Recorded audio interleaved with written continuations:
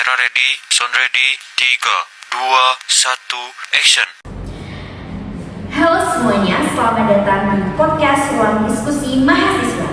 Podcast ini merupakan ruang diskusi santai namun berbasis akademik, di mana kami membahas topik sejarah dan kebudayaan dengan merujuk pada berbagai artikel ilmiah dan artikel sejarah.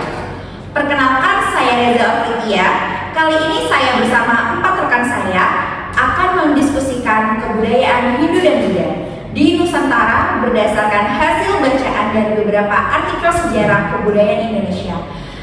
Kenalkan 4 partner saya, sebutin Kak. Hai, perkenalkan nama saya Cinta Audia. Halo semuanya, perkenalkan nama saya Aga Fernanda. Saya Fatur Yazimron. Saya Desa Fida Maresti. Oke, kita langsung saja kita mulai pembahasan podcast berbasis artikel ini. Nah, yang pertama aku mau nanya sama Fatur. Fatur, berdasarkan artikel sejarah yang aku baca, bagaimana awal masuknya budaya Hindu dan Buddha di Indonesia? Oke, teman-teman, menurut pengetahuan saya dan saya juga pernah membaca beberapa artikel tentang sejarah masuknya Hindu dan Buddha ke Indonesia ataupun Nusantara kita ini itu lewat perdagangan internasional. Hampir sama dengan agama kita Islam yang juga lewat dari perdagangan internasional. Tidak jauh dari itu, Indonesia berada di jalur perdagangan internasional di antara India dan Cina, yang mana oleh hal tersebut pedagang-pedagang Cina dan India membawa kepercayaan mereka ke wilayah kita. Seperti itu yang saya baca dan saya ketahui, Reza. Oke, apakah artikel tersebut juga menjelaskan teori masuknya Hindu dan Buddha? Ya, betul. Artikel tersebut juga menjelaskan teori-teori seperti teori Brahmana dan teori Ksatria, serta teori Waisya. Ketiga teori ini saling dibahas dalam artikel akademik karena saling berhubung satu sama lain. Apakah artikel tersebut juga menjelaskan teori masuknya Hindu dan Buddha? Ya, betul sekali. Dari yang saya baca, artikel sejarah itu memiliki 3 teori, yaitu teori Brahmana, teori Ksatria, dan Waisya. Dan menariknya lagi, yang mana ternyata ketiga teori tersebut saling berhubungan dan saling melengkapi. Dan ternyata faktanya penyebaran Hindu dan Buddha di Indonesia itu terjadi secara bertahap dan mulai diterima oleh masyarakat Indonesia pelan-pelan. Nah, menurut Fatur, gimana sih teori Brahmana itu? Teori Brahmana. Ya. Teori Brahmana, sepengetahuan saya, itu adalah teori yang menyatakan bahwa agama dan kebudayaan Hindu dan Buddha itu masuk ke Indonesia dibawa oleh kaum Brahmana atau kaum pemuka agama dan pendeta dari India. Itu. Oke, lalu menurut Nesa, apa sih teori Ksatria itu? Kalau menurut saya, teori Ksatria, teori masuknya pengaruh Hindu dan Buddha di Indonesia yang menyatakan bahwa agama dan kebudayaan ini disebarkan oleh golongan Ksatria, bangsawan, raja, prajurit India yang datang ke Nusantara. Nah, menurut Cinta, teori Waisya itu apa sih? Menurut saya, teori Waisya itu menyatakan bahwa agama dan budaya Hindu Buddha dibawa ke Indonesia oleh para pedagang India yang termasuk dalam Waisya, golongan pedagang petani dan pengusaha dalam sistem kasta India. Nah, itu teori Brahmana itu ternyata memiliki bukti loh. Kalian tahu kan itu prasasti? Iya. Prasasti itu prasasti upah yang ada di Indonesia itu ternyata dibawa oleh Cipan Leo. Namun teori ini memiliki kelemahan karena Brahmana India dilarang menyeberangi lautan. Bukti prasastinya itu adanya prasasti berbahasa Sanskerta dan huruf Pallava menjadi bukti kuat bahwa golongan terpelajar itu berawal dari Brahmana. Menurut Aga, agama itu boleh dipercaya nggak sih kayak agama Hindu Buddha ini? Nah, kan kalau di Indonesia ini kan agamanya mayoritas Islam ya kan? Nah, gimana? Oh baik, terima kasih atas pertanyaannya. Saya akan menjawab. Jelas tidak boleh, karena kita itu berbeda-beda tetapi tetap satu tujuan. Karena kita tidak boleh menyepelekan atau menghina agama orang. Nah, khususnya di agama Islam kita diajarkan menghormati dan saling menghargai agama siapapun di dunia ini. Penegasan kita tidak boleh memperlakukan agama, yaitu dapat perbuatan keji dan tercela. Baik dampak, yaitu dampak sosial kita bercandain agama itu, yaitu menumbuhkan rasa sakit hati dan terluka. Yang kedua, menimbulkan konflik. Dan tiga, tidak saling menghormati sesama satu sama lain. Nah, itu guys. Jika menurut Anda seperti itu, jika ada seorang warga Indonesia melakukan bercanda agama seperti yang kamu bilang tadi, apa hukumnya? Nah, baik, terima kasih Apa atas sanksinya? Baik, terima kasih atas pertanyaannya. Saya akan menjawab. Hukumnya itu kita tidak boleh. Kita harus menegurnya secara baik dan santun. Kita tidak boleh langsung, kamu ngapain pertanyaan kayak gitu. Hukumnya yaitu dilarang dan bisa dipidana sesuai KUHP, aturan anti penistaan agama. Terus sama dipandang sebagai muka umum sehingga bisa dipidana jika memenuhi unsur penghinaan penistaan. Berarti ternyata ada hukum perundang-undangannya secara pemerintah Dan penistaan agama dan akan jatuhnya di penjara. Berarti itu sebuah juga termasuk sebuah kriminal Iya. di negara kita. Tentang penistaan agama. Saya sepakat. Jadi Selanjutnya kita masuk ke pembahasan kebudayaan Hindu dan kebudayaan Hindu. Nah, boleh Cinta jelasin? Menurut saya berdasarkan artikel kebudayaan Hindu di Nusantara, pengaruh Hindu sangat besar dalam kehidupan masyarakat. Artikel tersebut menjelaskan bahwa masyarakat mulai mengenal konsep Trimurti, yaitu Brahmana, Wisnu, dan Siwa. Nah, konsep Trimurti itu tadi kan ada Brahma, Wisnu, dan Siwa. Nah, coba Cinta jelasin itu gimana? Brahma itu dewa pencipta alam semesta, dan Wisnu dewa pemelihara dan penjaga keseimbangan dunia, dan Siwa dewa perusak yang bermakna pelebur agar tercipta kehidupan baru. Jadi Brahma, Wisnu, dan Siwa melambangkan siklus kehidupan. Oh, ternyata itu seperti ke Tuhan di agamanya. ternyata. Nah, apakah artikel tersebut juga membahas sistem pemerintahan? Tentu saja ya. Dalam artikel sejarah kerajaan Hindu dijelaskan bahwa sistem kerajaan berkembang pesat. Raja dianggap sebagai wakil dewa. Contohnya dapat dilihat pada kerajaan Kutai, Tarumanegara, dan Mataram kuno. Fatur boleh dilanjutkan? Oh, seperti itu tadi ya, bahkan dalam artikel seni budaya disebutkan bahwa cerita Ramayana dan Mahabharata itu masih hidup dalam kebudayaan wayang hingga sekarang. Nah, ternyata teman-teman, saya pernah membaca di artikel itu di Hindu itu memiliki fakta menarik loh, yaitu sapi. Tahu sapi kan hewan? Sapi itu dianggap suci ya di Hindu. Mengapa? Karena melambangkan keinduan, kesuburan, kemakmuran, dan alam semesta. Menyediakan nutrisi penting melalui susu dikaitkan dengan Dewa Krishna. Itu mengapa sapi itu ya seperti diagungkan lah, menjadi hewan suci di Hindu. Nah, saudara Fatur, saya mau nanya nih tentang sapi tadi. Dan dengar saya, sapi itu diagung-agungkan sebagai Tuhannya para umat Hindu atau Buddha. Apakah benar itu? Dan tolong jelaskan kepada kami semua yang ingin mendapat jawaban dari Anda. Sebenarnya ya teman-teman, bukan hanya teman-teman di sini, tapi juga untuk penonton, itu ungkapan yang kamu sampaikan tadi itu ternyata tidak benar. Di Hindu, sapi itu cuma menjadi hewan suci.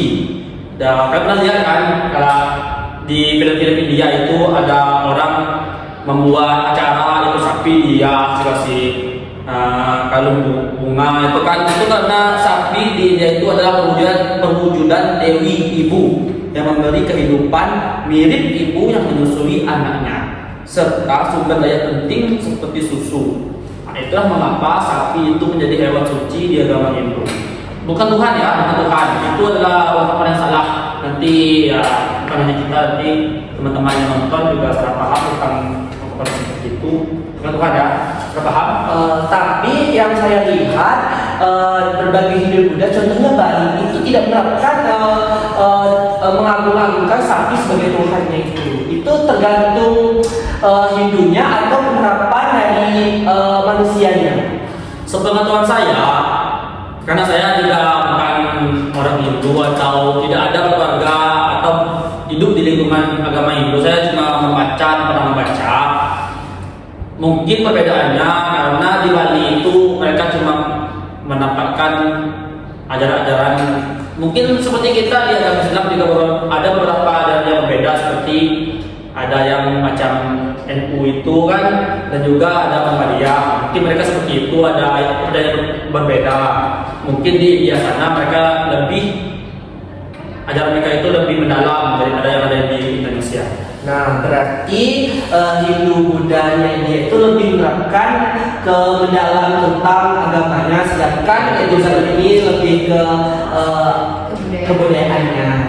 Mereka itu lebih seperti itu. Kita sering melihat ada acara tari menari kan di Bali, mungkin mereka lebih mementingkan kebudayaan seperti itu daripada memuliakan sakti tadi kan. Sebenarnya hari-hari besar yang Hindu di Bali ya kan. Sekarang kita lanjut ke Agra. Nah, Agra coba jelasin tentang budaya Buddha itu gimana sih? Baik, berdasarkan artikel yang tentang kebudayaan Buddha, ajaran Buddha menekankan nilai kedamaian dan menekan diri terhadap suatu agama. Terus dan kebebasan dari penderitaan. Artikel tersebut menjelaskan bahwa kerajaan Sriwijaya menjadi pusat pendidikan Buddha. Terus banyak artikel internasional menyebut Sriwijaya sebagai pusat pembelajaran Buddha di Asia Tenggara. Tapi saya pernah membaca bahwa Buddha itu mereka tidak menyembah Tuhan Sang Pencipta, tetapi mereka itu memandang semua manusia itu setara. Apakah ada alasan atau mengapa itu dijadikan ciri khas agama Buddha? Saya ingin bertanya nih. Saya sempat membaca sebuah artikel yaitu dia menyebutkan bahwa agama Buddha itu tidak menyembah Tuhan, tapi mereka itu menganggap kita semua manusia itu setara. Apakah itu benar atau ada alasan di balik? Nah itu. Baik, agama Buddha sering dipahami tidak menyembah Tuhan Pencipta, seperti dalam agama ateis dan memandang semua manusia setara. Jadi karena didasarkan pada aturan dan tujuan yang berbeda. Agama Buddha tidak menekankan penyembahan Tuhan karena satu, fokus pada pembebasan penderitaan melalui kesadaran dan tindakan pribadi. Yang kedua, mengejarkan hukum karma dan anatta. Yang ketiga, menjunjung tinggi kesetaraan, walas asih, dan tanggung jawab individu. Sekian, terima kasih. Itulah jawaban dari saya, teman-teman. Oke, saya sangat memahami mengapa dari Buddha tidak menyembah Tuhan, karena itu tadi mereka menganggap seperti agama ateis yang tidak percaya Tuhan ya. Jadi saya mengerti. Terima kasih atas jawabannya. Jadi ada yang tahu gak sih fun fact tentang Buddha ini? Bicara tentang fun fact, saya pernah membaca itu di beberapa artikel ya Reza. Itu di agama Buddha mereka itu mentradisikan atau membudayakan itu pemandian rupang. Ada tahu pemandian rupang? Enggak. Pemandian rupang itu adalah ritual sakral umat Buddha saat Waisak, menambahkan pembersihan diri dari kekotoran batin, keserakahan, kebencian, ketidaktahuan, dan penyucian diri lahir batin. Karena itu kita itu mandi untuk membersihkan diri kita dari dosa-dosa itu. Nah ini saya mau nanya sama Pak nih. Saya kan terus scroll TikTok kan, nengok pemandian Bali itu kan Hindu Buddha. Saya mau nanya nih kepada Bapak Tur, apa yang digunakan untuk pemandian rupang itu? Saya tuh kayak penasaran banget apa itu kan? Iya. Itu kayak bersih banget loh. Kayak bersih banget air itu. Tolong jelaskan bagaimana sih air itu, dari mana dan untuk apa? Untuk membersihkan dosa kah? Kan nggak tahu itu. Iya. bagus ya. Saya sebenarnya kan mendengar Rupang, saya juga penasaran sih air apa yang digunakan umat Buddha untuk melakukan pemandian ini. Setelah saya baca dan saya searching di Google, air yang mereka gunakan itu adalah air bunga, yaitu yang dicampur dengan air biasa dalam kendi, disiram dengan gayung sebagai simbol pembersihan batin. Air bunga itu saya belum tahu lebih jelas bunga apa yang mereka gunakan, tapi mungkin seperti ya kita ketahui ada beberapa bunga seperti bunga 7 rupa, ada macam itu bunga-bunga yang bisa orang gunakan untuk mandi, pemandian untuk itu intinya air bunga.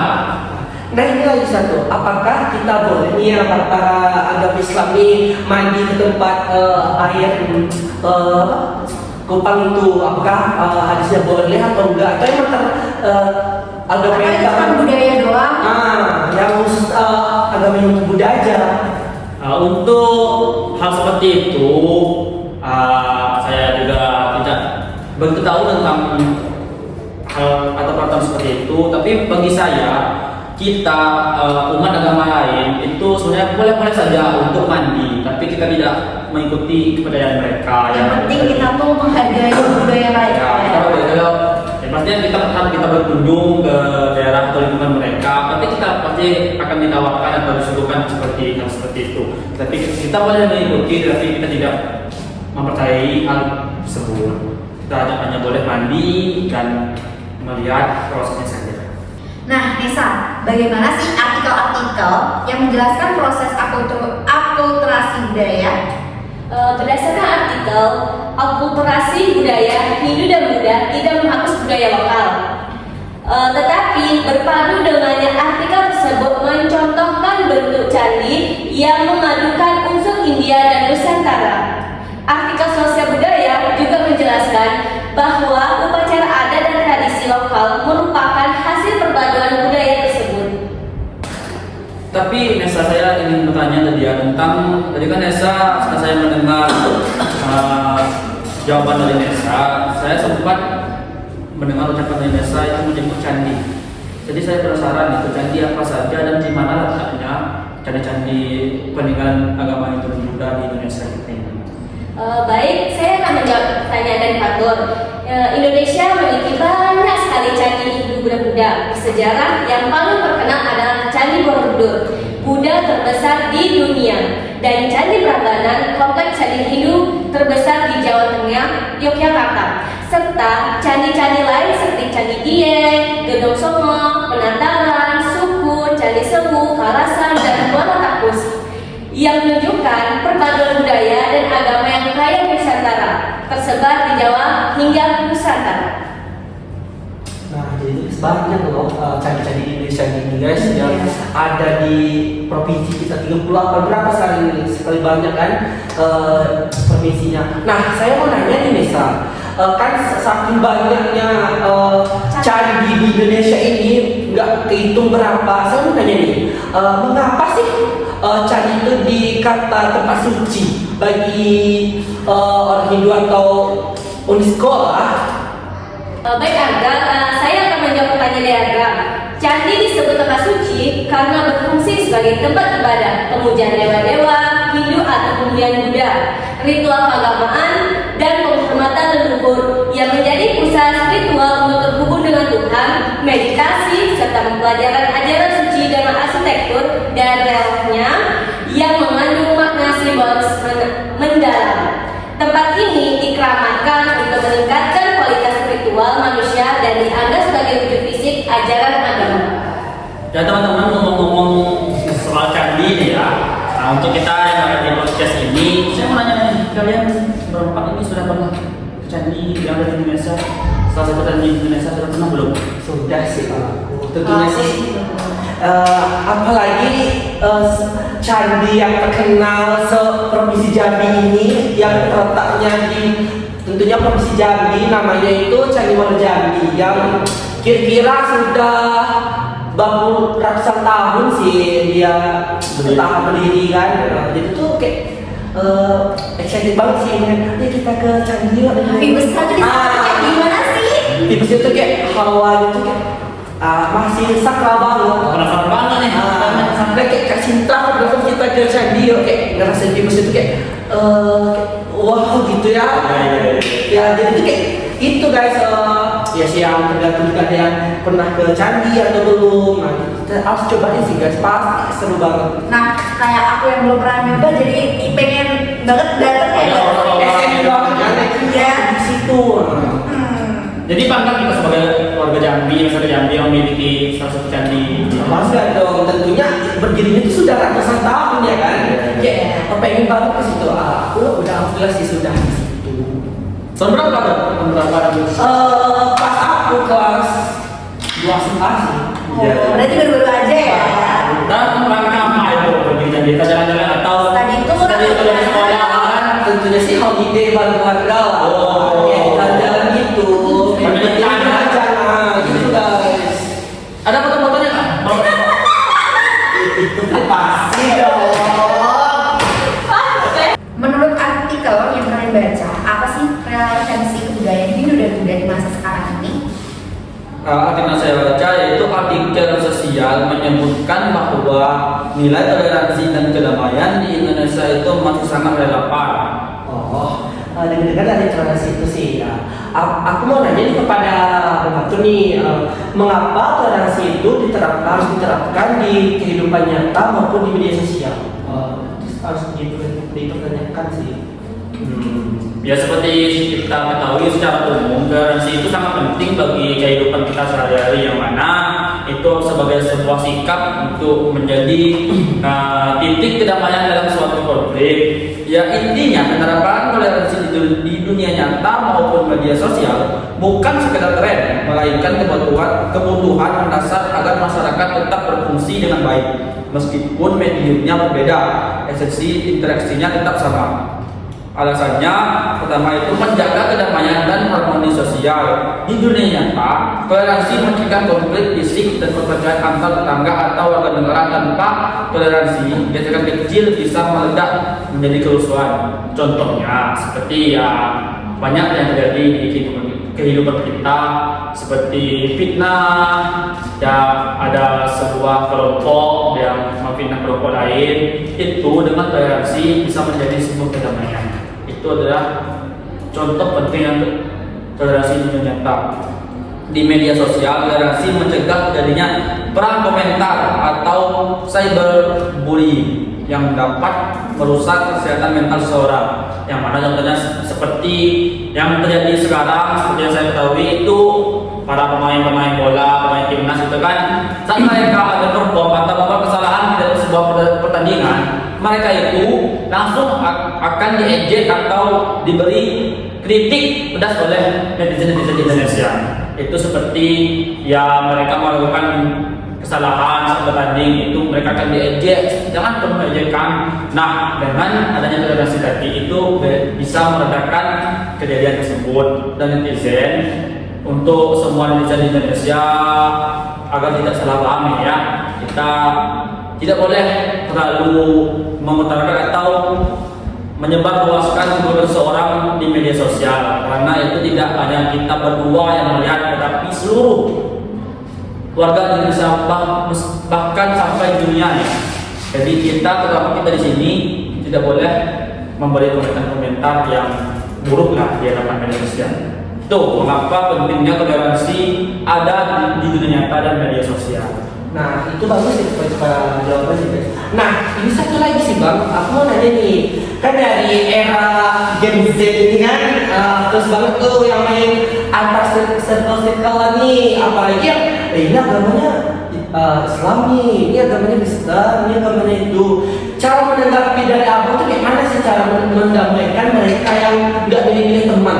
Kayak apalagi status mereka tuh kayak beda agama gitu, pasti kayak apa sih lo beda-beda agama sama gue, kayak gitu tuh kayak penasaran bagi kami tuh kayak kok gini sih masa-masa muda sekarang ini kayak membeda-bedakan agama gitu sih bang. Ya kita kan di Indonesia ya, kita itu berada di Indonesia, negara yang penuh dengan banyak perbedaan, salah satunya agama.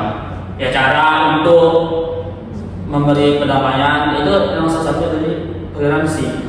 Kita memberi tahu agama lain dan agama lainnya untuk tidak saling mengejek atau tidak saling memilih-milih teman, saudara atau apapun itu. Karena kita di Indonesia kita berada di satu negara yang memiliki banyak perbedaan, tetapi perbedaan-perbedaan tersebut disatukan karena kita memiliki Pancasila, yaitu Bhinneka Tunggal Ika. Berbeda-beda tapi harus tetap tujuan. Jadi menurut saya, kakak saya, jika ada hal tersebut terjadi di daerah kita, ya intinya kita sebagai orang dewasa ya, sebagai orang yang tahu akan hal tersebut salah, kita menasihati hal tersebut, menasihati orang yang memilih temannya karena berbeda agama. Kita nasihati seperti kita bilang, dan tidak perlu memilih-milih seperti itu. Ya itu sama. Yang beda itu cuma agamanya doang. Sifat pribadi karakter dia itu sama seperti kita, sama-sama manusia kan. Nah, jadi kita tidak perlu membedakan teman yang beda agama. Meskipun beda agama, dia itu adalah orang yang baik. Kita belum tahu apa yang ada di dalam hatinya meskipun dia beda agama. Itu salah satu cara untuk memperdamaikan orang yang memilih teman karena beda agama. Nah, Nesa, bagaimana sih artikel-artikel yang kamu dapatkan? Baik, selain itu, artikel kebudayaan menyebutkan bahwa warisan Hindu dan Buddha memperkuat identitas bangsa. Ya Nesa, mengapa toleransi itu penting banget untuk kehidupan bernegara di Indonesia yang beragama? Oke, Cinta, saya akan menjawab pertanyaan dari Cintanya. Toleransi sangat penting di Indonesia yang beragam karena menjadi perekat persatuan bangsa, mencegah konflik akibat perbedaan suku, agama, dan budaya, serta menjaga keharmonisan sosial agar kehidupan bermasyarakat bisa damai, rukun, dan maju. Sesuai dengan semboyan Bhinneka Tunggal Ika tadi, berbeda-beda tetapi tetap satu. Tanpa toleransi, perbedaan akan memicu perpecahan, sementara toleransi justru memperkaya dan memperkuat identitas nasional Indonesia sebagai negara maju. Oh, berarti toleransi menurut saya itu hampir sama menurut saya tadi ya. Jadi Reza itu toleransi dari kedua itu sangat penting dalam negara kita Indonesia yang memiliki banyak berbeda negara. Jadi kan udah ada nih penjelasan dari Nesa sama si Faktor. Nah, menurut si Angga, bagaimana sih artikel-artikel ini? Oh baik, artikel pendidikan juga menekankan pentingnya pengendalian diri dan dari walas asih. Belas asih. Walas asih. Ya, bicara tentang belas asih, saya sedikit berarti kalian juga penasaran ya, apa itu belas asih? Apa itu? Bagus sih yang ditanyaannya kan, kalian pada nggak tahu juga kan? Ya, kami penasaran juga. Ya, penasaran. Ya, kalian mendengarnya juga belas asih itu apa? Nah, saya sih nggak begitu paham sih apa itu walas asih. Saya dengar dari artikel dari asesmen, tentunya TikTok Ya, itu penting banget sih. Jadi Gen Z kan, ini kan Gen Z apa tadi nih? Gen Z kami, ya juga. Jadi ya dulu Saya aja udah anak Gen Z banget. Ya. Jadi walas asih itu adalah sikap kasih sayang, cinta, kepedulian dan empati kita terhadap sesama makhluk. Tentunya sama hewan juga sih harus kita menghargai hewan, karena hewan adalah ciptaan Allah. Iya, gitu. Jadi keinginan untuk membantu dan mengurangi penderitaan orang lain tanpa membeda-bedakan suku dan ras kepercayaan masing-masing. Walas asih juga ada dalam kehidupan sehari. Contohnya menghormati perbedaan suku, ras, dan perbedaan agama itu. Yang kedua, menolak orang yang kesusahan. Contohnya yaitu kebanjiran di sekarang ini. Contohnya di Bangor kan, yang tempat tinggal kita diajarkan harus membantu, menolong ya sekarang aja sih berapa duit kita. Ya, seperti membuat posko-posko bantuan, menyumbang baju bekas kita untuk masyarakat yang terkena banjir. Terus walas asih juga ada di dalam ajaran Islam. Tahu nggak? Di dalam Buddha, Hindu, Islam dan Kristen itu banyak loh Contohnya kalau di Buddha itu karuna, yaitu adalah ajaran utama untuk menghilangkan penderitaan gitu. Di Islam Kalau di Islam itu sejarah dengan sifat rahmah, yaitu kasih sayang, cinta kita kepada orang tua, tentunya kepada Allah kan, kepada Tuhan. bukan cinta yang itu bukan. Terus kalian tahu nggak manfaat kasih itu apa? Apa itu? Satu, memperkuat toleransi di wilayah kita. Sama di Indonesia. Terus menambah wawasan kita berpikir secara logika dan sistematis tentunya. Terus sudah sih belajar nggak perlu lagi. Jadi intinya di resesi itu adalah sikap kepedulian terhadap sama lain. Kasih sayang cinta kita.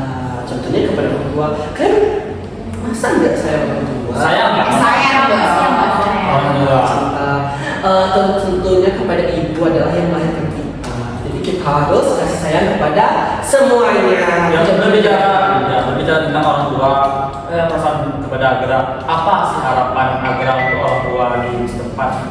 Harapan Agra untuk orang tua. Saya sih sangat berterima kasih kepada orang tua saya yang mendidik saya sampai saya kuliah ini. Ya. Itu tidak